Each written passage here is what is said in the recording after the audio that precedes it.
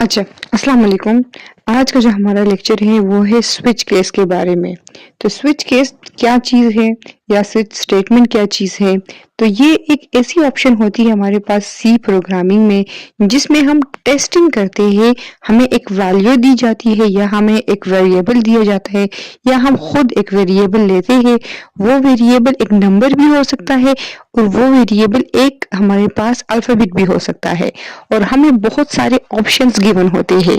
ठीक है, क्या होता है कि हमारा जो केस होता है या हमारी जो ऑप्शन होती है हमारे पास, वो कंपेयर किया जाता है डिफरेंट केसेस के साथ। हमारा जो वेरिएबल होता है, चाहे वो हमने न्यूमेरिक कीज ली है या वो हमने जो है तो अल्फाबेटिक की कोई नंबर लिया है, तो वो कंपेयर किया जाता है डिफरेंट केसेस के साथ। और जब वो उसके साथ मैच हो जाता है तो वो वाली स्टेटमेंट हमारी एग्जीक्यूट हो जाती है। ठीक है, अब मैं आपको मिसाल देती हूँ। फॉर एग्जांपल आपने देखा होगा कि अगर आप मोबाइल फ़ोन पर किसी बैंक वालों को कॉल करते हैं या आप किसी भी कोई पीटीसीएल वालों को कॉल कर ले या अपनी आपकी शिकायत दर्ज करानी होती है, किसी भी महकमे को आप कॉल करते हैं या आपने कार्ड लोड कराना होता है, ठीक है? तो आपके पास ऑप्शंस आते हैं, आपको कहा जाता है कि आप अगर आपने बैलेंस की इंक्वायरी करनी है कि आपके मोबाइल में कितना बैलेंस रह गया है तो 1 दबाएँ। अगर आपने नया कार्ड रिचार्ज करना है तो उसके लिए 2 दबाएँ। अगर आपने जो है तो लोन लेना है तो उसके लिए 3 दबाएँ। उर्दू में मालूमात के लिए फॉर एग्ज़ाम्पल 0 दबाएँ, इंग्लिश में मालूमात के लिए 1 दबाएँ। ये ऑप्शंस आपको दिए जाते हैं और आप उसमें से 1, 2, 3 प्रेस करके कोई ना कोई ऑप्शन सेलेक्ट करते हैं और जिस ऑप्शन को आप सेलेक्ट करते हैं तो वही वाला काम आपके लिए हो जाता है, यानी वही वाली स्टेटमेंट आपके लिए एग्जीक्यूट हो जाती है। तो इसी तरह हमारे पास जो है each case in block off switch statement has different name और नंबर। इसी तरह हर एक काम के लिए डिफरेंट डिफरेंट नाम उसको दिए जाते हैं। फॉर एग्जांपल आपने 1 प्रेस किया है तो आपका ये काम होगा, 2 प्रेस करेंगे तो दूसरा काम होगा। ठीक है, और इस तरीके से आपका वो मैच हो जाता है जिसके साथ आपने जो भी नंबर प्रेस किया तो आपकी वही वाली स्टेटमेंट एग्जीक्यूट हो जाएगी। अच्छा, फॉर एग्जांपल अगर अक्सर ऐसे होता है कि अगर आप कोई भी ऑप्शन सेलेक्ट नहीं करते तो उसमें क्या होता है कि उसमें हमारे पास एक डिफ़ॉल्ट स्टेटमेंट स्विच केस में एग्जीक्यूट हो जाती है। यानी आपने कीबोर्ड में से कोई भी नंबर सेलेक्ट नहीं किया तो आपकी जो है तो डिफ़ॉल्ट स्टेटमेंट सेलेक्ट हो जाएगी और आपका जो कंट्रोल है यानी कि आपकी स्विच वाले बाकी स्टेटमेंट्स जो है एग्जीक्यूट नहीं होंगे और आपका प्रोग्राम आगे चला जाएगा। ठीक है? इसके बाद फिर क्या होता है कि इसमें हमारे पास जो है ये इफ एल्स स्टेटमेंट का जो है तो ये उसमें हमारे पास मल्टीपल चॉइसेस नहीं होते और इसमें हमारे पास मल्टीपल चॉइसेस आ जाते हैं तो ये उसका एक अल्टरनेट हो जाता है। ठीक है, switch statement evaluates an expression and returns a value, यानी ये अखज़ करता है किसी नतीजे पे पहुंचता है और एक्सप्रेशन को देखता है यानी किसी स्टेटमेंट को देखता है और फिर आपको कोई वैल्यू रिटर्न करता है। ठीक है, और जो कोड उस केस के अंदर लिखा होता है स्पेसिफिक केस के अंदर तो सिर्फ और सिर्फ वही वाला कोड जो है रिटर्न होगा और वही वाला कोड एग्जीक्यूट होगा। ठीक है, the return value is compared with the constant value. तो जी जो आपकी वैल्यू है वो कंपैरिजन करता है उस वैल्यू के साथ, उसके सामने जो भी केस होगा वो एग्जीक्यूट हो जाएगा। अब आप आगे देखिए, आपके पास इसका सिंटैक्स है स्विच और कोई एक्सप्रेशन लिखते हैं। अब इस एक्सप्रेशन में हम क्या लिखते हैं ये आगे हम देखेंगे, आगे पढ़ के मतलब एक्सप्रेशन में आप कोई भी कैरेक्टर वगैरह जो है तो पास कर सकते हो। ठीक है, फिर कर्ली ब्रैकेट्स है और फिर केस कांस्टेंट 1 स्टेटमेंट, मतलब मींस कि अगर उसने केस नंबर 1 में 1 प्रेस किया, 2 प्रेस किया, जो भी प्रेस किया तो ये स्टेटमेंट एग्जीक्यूट हो और ब्रेक का वर्ड जो है तो हम मस्ट लगाते हैं। फिर हम केस कांस्टेंट 2 लिखते हैं और फिर स्टेटमेंट लिखते हैं और फिर ब्रेक का वर्ड लिखते हैं। ठीक है, जितने भी आपने स्टेटमेंट्स लिखने हैं, जितने भी आपने केसेस लिखने हैं, इसी तरह लिख के आप नेक्स्ट उसमें जाए और फिर आप आखिर में डिफॉल्ट लिख लेंगे, यानी कि ऊपर के किसी केस में अगर उसने कोई केस सेलेक्ट नहीं किया तो फिर हमारा ये डिफॉल्ट वाला आ जाएगा और स्टेटमेंट्स एग्जीक्यूट हो जाएंगे। अच्छा, अब थोड़ी सी एक्सप्लेनेशन इन्होंने दी हुई है, इस एक्सप्लेनेशन को आप देख ले। इसमें यही लिखा हुआ है कि एक्सप्रेशन जो है वो हमारे पास स्विच स्टेटमेंट में है, कोई भी चीज है क्या है वो हमारे पास जो है तो कोई वैल्यू होगी, या तो वो कांस्टेंट वैल्यू होगी, कांस्टेंट वैल्यू होगी, या जो है तो वो कोई वेरिएबल होगा हमारे पास, या सॉरी मतलब 1 2 3 हो सकता है, अल्फाबेटिक कीज हो सकती है, या न्यूमेरिक कीज हो सकती है। ठीक है, इसके अलावा कांस्टेंट 1 कांस्टेंट 2 क्या है, ये वही बात बता रहे हैं कि ये हमारे पास जो फॉर एग्जांपल अगर आपने उसमें ऊपर इंट कोई नंबर दे दिया, तो अगर वो 1 प्रेस करेंगे तो कांस्टेंट 1, कांस्टेंट 2, कांस्टेंट 3 इस तरह की वैल्यूज आएगी। ठीक है, आगे जब आप इसकी एग्जांपल देखेंगे तो आपको अच्छी से समझ आ जाएगी। ब्रेक स्टेटमेंट हम इसलिए लगाते हैं कि जब हम ब्रेक लिख लेते हैं तो उसके बाद हमारा अगर वो वाला स्टेटमेंट अगर ठीक हुई, यूजर ने 1 प्रेस किया और फिर वो स्टेटमेंट एग्जीक्यूट हुई और ब्रेक के बाद नीचे वाली स्टेटमेंट और डिफॉल्ट स्टेटमेंट कोई भी एग्जीक्यूट नहीं होगी और प्रोग्राम हमारा खत्म हो जाएगा। ठीक है, फिर इसके बाद जो है तो कहते हैं कि डिफॉल्ट कीवर्ड हमेशा से यूज होता है।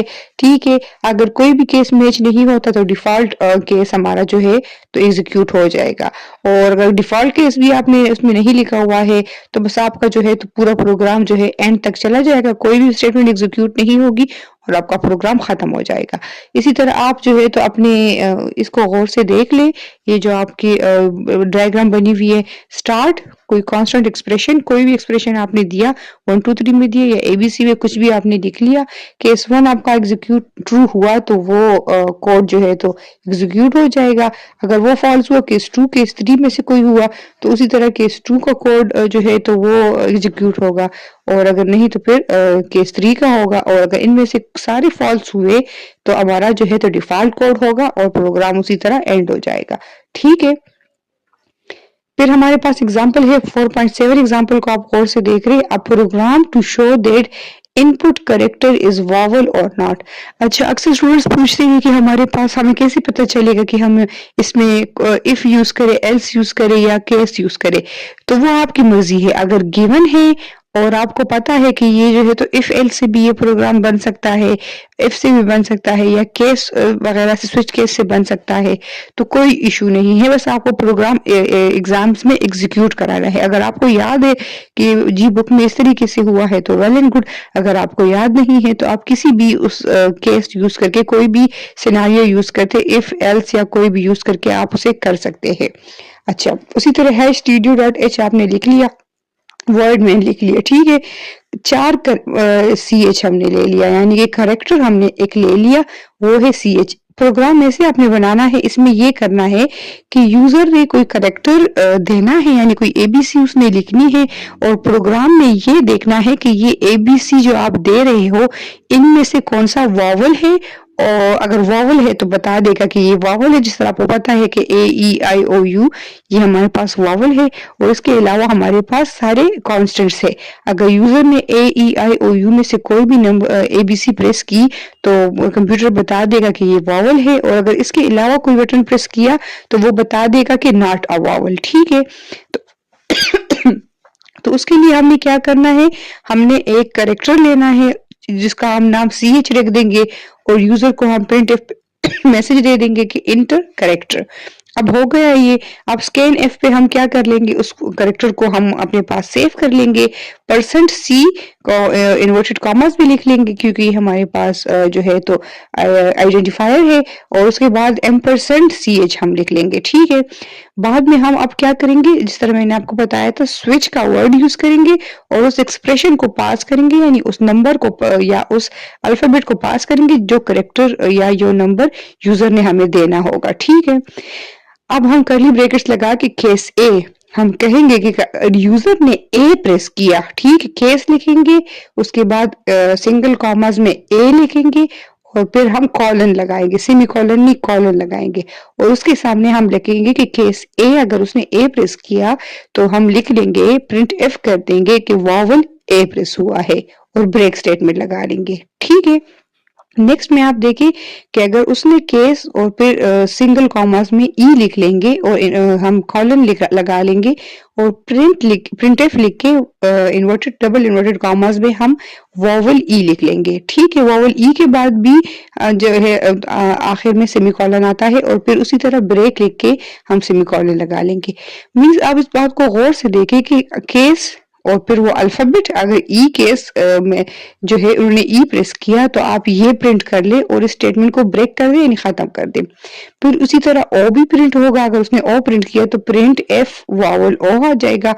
ब्रेक फिर केस ई के लिए भी आई के लिए भी होगा और फिर केस यू के लिए भी उसी तरह होगा। फिर ब्रेक और डिफॉल्ट में यानी कि ए ई आई ओ यू के अलावा अगर यूजर ने कोई भी ए बी सी प्रेस की या 1 2 3 प्रेस किया तो हम उसे कह देंगे कि print F not a vowel, यानी कि ये हमारे पास एक वावल नहीं है। ठीक है, अब हम जो है तो गौर से देखें, हम इसमें दो ब्रैकेट्स बंद करेंगे। एक ब्रैकेट हमने स्विच केस का बंद किया डिफॉल्ट के बाद और एंड में हमने दूसरा ब्रैकेट बंद किया मेन फंक्शन का। ठीक है, तो ये हमारे पास पूरा हमारा स्विच का जो प्रोग्राम है हो गया और इसका आउटपुट आप पहले पेज पे देख सकते हैं। अगर आपने इसमें इंटर ए किया है तो आपको अगर इंटर करेक्टर अगर आपने ए प्रेस के ई कोई भी प्रेस किया तो आपको वो बता देंगे कि ये वावल है। उसके अलावा अगर प्रेस किया तो आपको बता देंगे कि ये वावल नहीं है।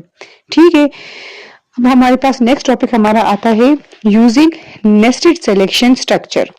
Nested selection structures are used when more than one decision must be made before carrying out a task। यानी कि अगर आपको एक से ज्यादा decisions लेने होंगे, if ये भी हो जाए और if ये भी हो जाए, if ये भी हो जाए। ठीक है, यानी कि आपको बहुत से डिसीजंस लेने होंगे तो उस केस में हम जो है तो नेस्टेड सिलेक्शन स्ट्रक्चर यूज करते हैं। ठीक है, nesting is a programming activity in which one program block is placed inside other program block of the same operation type. कहते हैं कि नेस्टिंग हमारे पास ऐसी प्रोग्रामिंग एक्टिविटी है कि ऐसा काम है जिसमें हम जो है तो एक ब्लॉक को एक ब्लॉक के अंदर दूसरे स्टेटमेंट के अंदर या दूसरे ब्लॉक के अंदर लगा लेते हैं और उनका सेम टाइप होता है। ठीक है, nesting process are mostly implemented in the selection control structure. ज्यादातर अब जब भी सिलेक्शन कर रहे होते हैं इफ और एल्स इन जगहों पे हम नेस्टिंग प्रोसेस को इस्तेमाल करते हैं।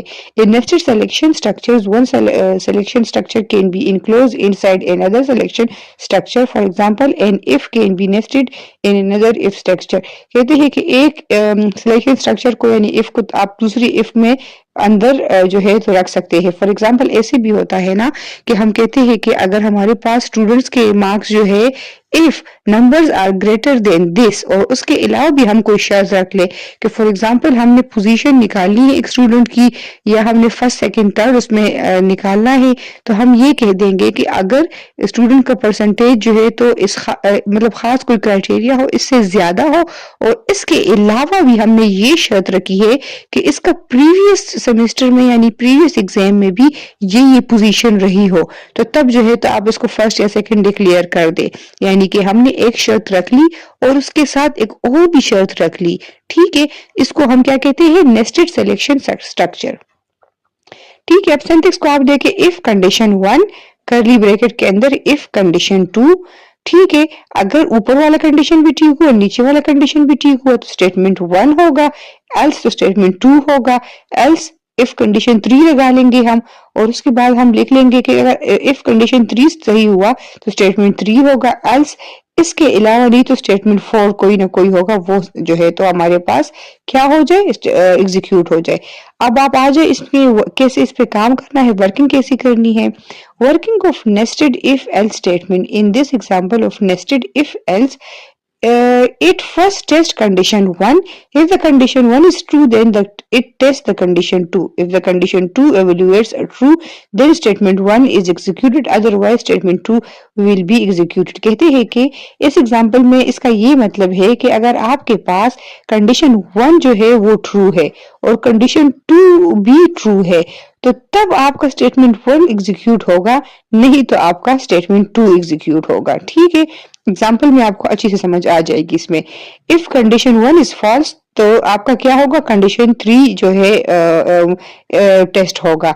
If condition 3 evaluates to true then statement 3 होगा। अगर आपके पास कंडीशन 3 जो है तो वो ट्रू हुआ तो तब आपका स्टेटमेंट 3 जो है तो एग्जीक्यूट होगा, अदरवाइज आपका स्टेटमेंट 4 एग्जीक्यूट हो जाएगा।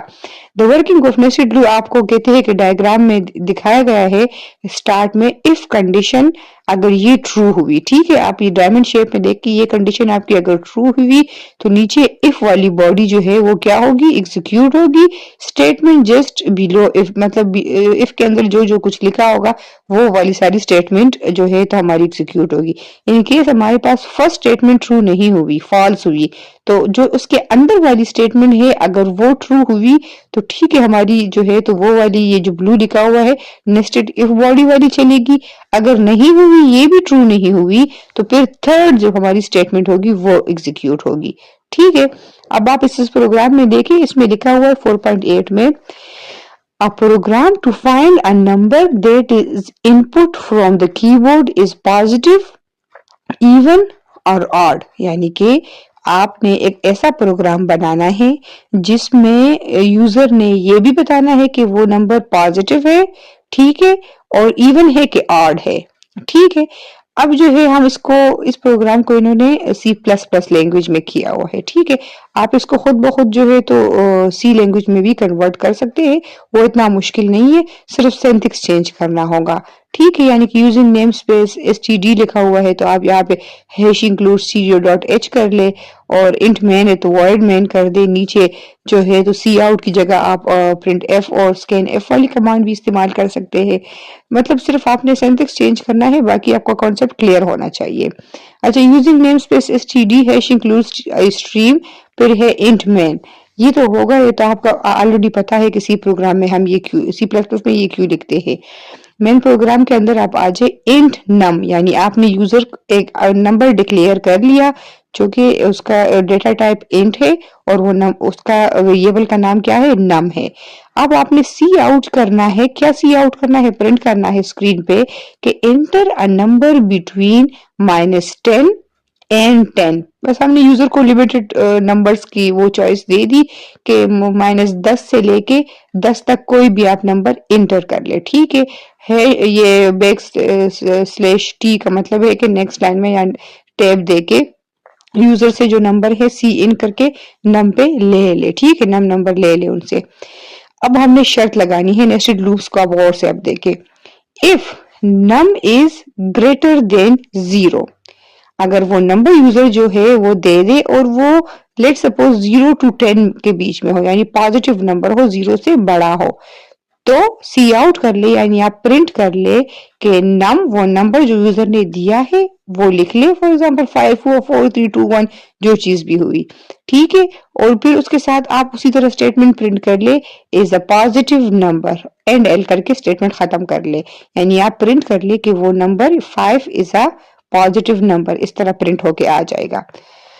ठीक है, एल्स, अच्छा इसमें बीच में थोड़ा सा मिसिंग है, स्क्रीन पे आपको नजर नहीं आ रहा होगा, पर ये जो है इससे पहले जो है तो हमने एक वो लिखी है, शर्त लगाई है। अच्छा, आप अपनी बुक में इजीली देख सकते हैं, ये हमारे पास जो है तो इसमें हमारे पास ये शर्त लगाई गई है कि आप उसमें देख ले, मतलब मींस कंडीशन रखी गई है, शर्त लगाने का मतलब ये है, कुछ और ना समझ लेना। अच्छा, इसमें ये लिखा हुआ है कि अगर आपके पास नंबर पॉजिटिव है, ठीक है, वो तो हो गया। अब इफ वही नंबर हम लिख लेंगे नम परसेंट 2, यानी को उसको अगर हम 2 से तकसीम करें एग्जैक्टली इक्वल टू 0 और उसका आंसर 0 आ जाए, यानी कि वो 2 पे तकसीम हो सकता हो।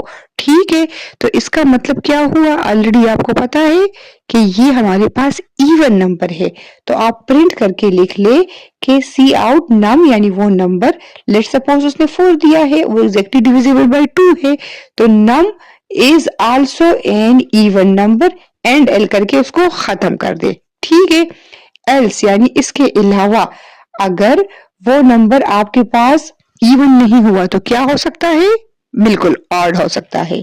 तो हमारे पास आप उसको प्रिंट करके लिख ले कि वो नंबर ऑड है। ठीक है, और ये दोनों, इनके अलावा अगर हमारे पास नंबर पॉजिटिव नंबर जो है नहीं हुआ, ठीक है, इनकेस पॉजिटिव नहीं हुआ, इवन भी नहीं हुआ, तो एल्स करके आप, अगर फर्स्ट वाली कंडीशन हमारी फॉल्स हो गई, वो नंबर नेगेटिव आ गया, तो सिंपली आप प्रिंट कर ले कि द नंबर इज नेगेटिव। ठीक है। तो इसमें आपने गौर से देख लिया कि अगर फर्स्ट कंडीशन इफ ट्रू हुई तो फिर ये नीचे दो कंडीशंस बी चेक होगी कि वो पॉजिटिव नंबर अगर है तो उसमें वो इवन या ऑड होगी वो नंबर, ठीक है। अगर वो पॉजिटिव नंबर नहीं है तो सिंपली आप लिख लेंगे कि वो नेगेटिव नंबर है, रिटर्न 0 कर दे और प्रोग्राम को यहीं पे ही खत्म कर दे।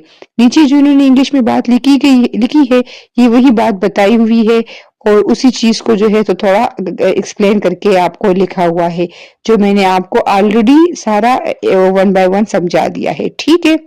इसको आप रीड कर ले, इसमें कोई भी ऐसा जो है तो कोई इतनी बड़ी बात नहीं है। नेक्स्ट पे फिर आ जाए कि हमारे पास इफ स्टेटमेंट में, एल स्टेटमेंट में और स्विच केस में क्या डिफरेंस है, ठीक है। ये क्वेश्चन अक्सर बोर्ड में आता है, ठीक है। लॉन्ग में तो खैर नहीं, शॉर्ट में आ जाता है। तो इनमें ये डिफरेंस है कि if statement single block of statement को अगर आपने एग्जीक्यूट करना हो एक स्टेटमेंट को और कंडीशन ट्रू हो तो ये हमारे पास इफ स्टेटमेंट जो है एग्जीक्यूट होगी। अगर कंडीशन ट्रू ना हो तो स्टेटमेंट स्किप हो जाएगी और प्रोग्राम जो है तो एग्जीक्यूशन कंटिन्यू होगा। और इफ के अलावा इफ ये कंटिन्यूशन हमारे पास हो जाए, नहीं तो प्रोग्राम खत्म हो जाए। यानी कि हमें अगर सिर्फ एक स्टेटमेंट गिवन हो तो हम एक इफ को यूज करते हैं, ठीक है। इफ एल्स तब यूज करते हैं जब हमारे पास it is used when one block of statement is to be executed if the condition is true, if the condition is false तो दूसरी स्टेटमेंट, यानी हमारे पास अगर चॉइस हो तो तब हम क्या करते हैं, हम इफ एल्स वाली स्टेटमेंट को यूज करते हैं या एग्जीक्यूट करते हैं, ठीक है। आउट ऑफ 2 अगर हमारे पास ऑप्शन हो। स्विच स्टेटमेंट हम कब यूज करते हैं, तो स्विच स्टेटमेंट हम तब यूज करते हैं जब हमारे पास मल्टीपल ऑफ चॉइसेस हो, बहुत ज्यादा हमारे पास चॉइसेस हो, तो उसमें से हम कोई भी स्टेटमेंट को तब हम स्विच केस यूज करते हैं, क्योंकि हमारे पास एक वेरिएबल को हमने कंपेयर करना होता है बहुत से केसेस के साथ और हमारे पास चॉइसेस ज्यादा होती है, तो हम उसमें स्विच का कीवर्ड यूज कर लेते हैं और उसी तरह वेरिएबल केसेस लगा लेते हैं। और अगर वो केसेस हमारे पास एग्जीक्यूट ना हो तो फिर हम डिफॉल्ट ब्लॉक लगा के उसको हम एग्जीक्यूट करा लेते हैं। आई होप सो आपको अच्छे से समझ आ गई होगी कि हम ये किस तरह ये जितनी भी सिलेक्शन स्टेटमेंट है इसमें क्या क्या डिफरेंस है। फिर हमारे पास आता है program 4.9, a program to find exponent of a given number, ठीक है। ये ऑलरेडी आप इसका एल्गोरिदम पढ़ चुके हैं, तो ये काफी इजी प्रोग्राम है, इसमें कुछ ऐसा मुश्किल नहीं है। इसमें हमने क्या करना है, इसमें हमने क्या करना है, ये भी सी प्लस प्लस में है। Hash include iostream, hash include C math, sometimes ये सी डॉट मैथ भी होता है और आप चेक कर ले सी मैथ से एरर देता है तो आप सी डॉट मैथ लिख ले, ठीक है। ये हमारे पास जब हम मैथमेटिक्स के फार्मूलाज यूज करते हैं तो हमें प्रोग्राम को बताना होता है कि इस मैथमेटिक्स की लाइब्रेरी से आप क्या करें, आप इस प्रोग्राम को उठा ले, क्योंकि हमने मैथमेटिक्स के फार्मूलाज इस्तेमाल करने हैं। अब सी डॉट मैथ भी आप लिख सकते हैं या सी मैथ भी लिख सकते हैं या सिर्फ मैथ भी लिख सकते हैं, ठीक है। तो फिर क्या होगा, यूजिंग नेम स्पेस std, अब हमने क्या किया, इंट मैन, नीचे आप देख ले कर्ली ब्रैकेट्स में फ्लोट यानी कि वैल्यू हमारे पास पॉइंट्स में आ सकती है, तो हम बेस ले लेंगे, एक्सपोनेंट ले लेंगे और रिजल्ट ले लेंगे। तीन हमने क्या लिए, हमने वेरिएबल्स लिए, एक का नाम हमने बेस रखा, एक का नाम हमने एक्सपोनेंट रखा, एक का नाम हमने रिजल्ट रखा। सी आउट करके आपने inter base and exponent respectively, ठीक है। आपने क्या करना है कि सॉरी आपने एक्सपोनेंट कोई नंबर है जिसका आपने पावर फाइंड आउट करना है, यानी बेस नीचे वाला नंबर, एक्सपोनेंट उसका पावर होगा, तो आपने वो यूजर से लेना है। फॉर एग्जांपल मैंने मालूम करना है 2 रेज़ टू पावर 5 से क्या आता है, यानी कि 2 के ऊपर जब 5 हम लिखते हैं तो क्या आंसर आता है। सी इन पे आपने बेस ले लिया, ठीक है, और एक्सपोनेंट दोनों वैल्यूज यूजर से ले ली। रिजल्ट जो हमारे पास हमने वेरिएबल लिया था उसको हमने क्या किया, पी और डब्ल्यू यानी पावर का फार्मूला लगा लिया, ये ऑलरेडी बना बनाया फार्मूला है। बेस लिख लिया और एक्सपोनेंट, अगर उन्होंने जो भी वैल्यू दी होगी, बेस फॉर एग्जांपल 2 है, एक्सपोनेंट 5 है, तो ये दोनों वैल्यू कैलकुलेट हो जाएगी। उसी तरह हमने क्या कर लेना है, उनको प्रिंट कर लेना है, इस तरह स्टेटमेंट में प्रिंट करके रिटर्न 0 कर लेना है।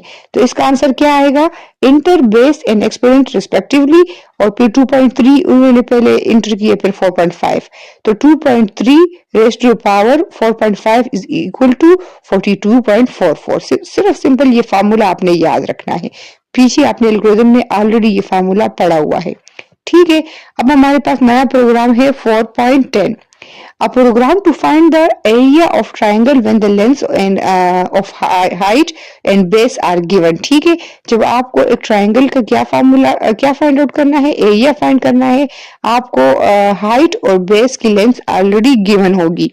ये भी आप ऑलरेडी पीछे एल्गोरिथम पढ़ चुके हो, C++ के प्रोग्राम में हम लिखेंगे hash include I stream using name space std int main। Float में आपने वैल्यूज ले ली, बेस की वैल्यू ले ली, हाइट की वैल्यू ले ली, और ए जो एरिया हम फाइंड आउट करेंगे। ठीक है, यूजर को आप सी आउट मैसेज दे दे कि inter base and height of the triangle, वो आपको यूजर खुद देगा, जो भी उसका बेस होगा, जो भी उसकी हाइट होगी। ठीक है, सी इन पे हमने बेस भी यूजर से ले लिया और एच की वैल्यू भी ले ली। अब हम क्या करेंगे, कैलकुलेशन करेंगे। इसमें भी आपने देखना है, अगर मैथ्स का फार्मूला इस्तेमाल होता है तो वेल एंड गुड, नहीं तो आपने डायरेक्ट खुद करना है तो आप खुद लिख सकते हो। फार्मूला हमारे पास क्या है, पीछे हम पढ़ चुके हैं कि अच्छा, तो इस प्रोग्राम में आप देख ले इन्होंने क्या किया हुआ है कि इन्होंने इसमें हैश इंक्लूड आयु stream using name space std int man. अब क्या है कि इंट साइड 1 यानी कि जो वैल्यू यूजर ने देनी है इन्होंने उनको साइड 1 का नाम दे दिया है। ठीक है, फ्लोट वॉल्यूम CO, ठीक है, मतलब वॉल्यूम ऑफ क्यूब है, ये उसका जो आंसर आएगा, ये हमारे पास वो फार्मूला जो है उसको हमने फ्लोट का आंसर दे दिया। मे बी आंसर हमारे पास पॉइंट्स में भी आ सकता है। अब यूजर को आपने इंटर करके वैसे लिखना है कि calculate the volume of a cube, simple, फिर आपने एक लंबी सी लाइन जो है डैश डैश डैश डैश वो सिंपल प्रिंट करानी है।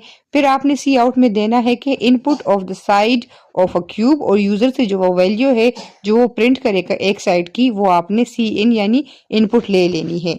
अब यहाँ पे फार्मूला गिवन है, फार्मूला है volume of cube is equal to side 1 multiply side 1 multiply side 1, यानी कि वो 3 टाइम्स मल्टीप्लाई हो जाएगा। सेमीकोलन लगा के आपने सी आउट कर लेना है द वॉल्यूम ऑफ क्यूब, और जो आपके पास वॉल्यूम ऑफ क्यूब का आंसर आएगा उसको एग्जैक्टली वैसे लिख लेना है, उसका आंसर प्रिंट हो जाएगा। एंड एल इसलिए प्रिंट किया है कि आपके पास जो है तो न्यू लाइन जो है उसमें इंटर होके आ जाए, और रिटर्न 0 करा देना है। अब जो भी आंसर होगा, फॉर एग्जांपल यूजर ने 5 प्रिंट किया है तो 5 मल्टीप्लाई 5 इज इक्वल टू 125।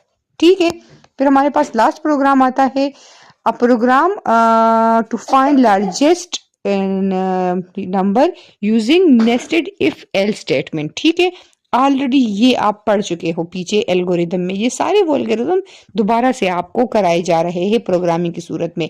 तो ये भी C++ का प्रोग्राम है। उसी तरह आयु हैश इंक्लूड आयु stream using name space std int man लिख लेना है।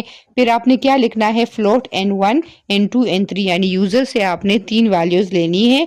सी आउट 3 इंटर एनी 3 नंबर्स, जो नंबर्स है उनको आपने n1 n2 n3 नाम दे दिया। अब आपने क्या करना है, आपने देखना है कि अगर हमारे पास n1 इज ग्रेटर और इक्वल टू n2, ठीक है, और उसी दौरान अगर n1 आपके पास n2 से भी बड़ा है और आपके पास n3 से भी बड़ा है, तो इसका मतलब हुआ कि लार्जेस्ट नंबर हमारे पास कौन सा हुआ, n1 हुआ। अगर वो इस तरह नहीं है तो इसका मतलब ये हुआ कि आपके पास लार्जेस्ट नंबर कौन सा हुआ, n3 हो गया। ठीक है, और इसके अलावा अगर n3 भी लार्जेस्ट नंबर नहीं है तो हमने क्या कर लेना है कि हमने n2 और n3 को तो कंपेयर नहीं किया था, तो हमने n2 और n3 को कंपेयर कर लेना है, और हमने लिख लेना है कि हमारे पास अब जो है तो लार्जेस्ट नंबर कौन सा है, यानी कि n1 हमारे पास जो है तो n2 से लेट्स सपोज बड़ा था। ठीक है, और हमारे पास जो है उसी दौरान n3 से जो भी है तो वो बड़ा हो गया, तो इसका मतलब है कि n2 जो है तो n1 से भी बड़ा था और n3 से भी बड़ा था, तो इसका मतलब है कि n2 ही लार्जेस्ट नंबर हुआ। और अगर हमारी ये एल्स के बाद वाली स्टेटमेंट गलत हुई तो हम अपनी पुरानी बात को दोबारा से दोहरा लेंगे, यानी कि इसका मतलब ये हुआ कि अगर n2 n3 से बड़ा नहीं था तो यही मतलब इस बात का हुआ कि n3 ही बड़ा नंबर था। इसकी अगर आपको समझ नहीं आई हो तो आप पीछे अपने एल्गोरिदम में जाए, उसको गौर से देखे, तो ये उसी प्रोग्राम को यहाँ पे लिख के आपको दोबारा से समझाई गई है, ठीक है। आई होप सो कि आपको चैप्टर नंबर 4 की अच्छी सी समझ आ गई होगी और इसमें कोई भी आपके लिए मुश्किल बात नहीं होगी। तो इसी तरह आप तमाम क्वेश्चन की जो है तो प्रैक्टिस कर ले, ताकि अच्छे से आपको समझ आ जाए और हर एक प्रोग्राम को लिखे, उसको एग्जीक्यूट करे, तो इस तरह आपको सही से समझ आ जाएगी इंशाल्लाह। अल्लाह हाफिज़।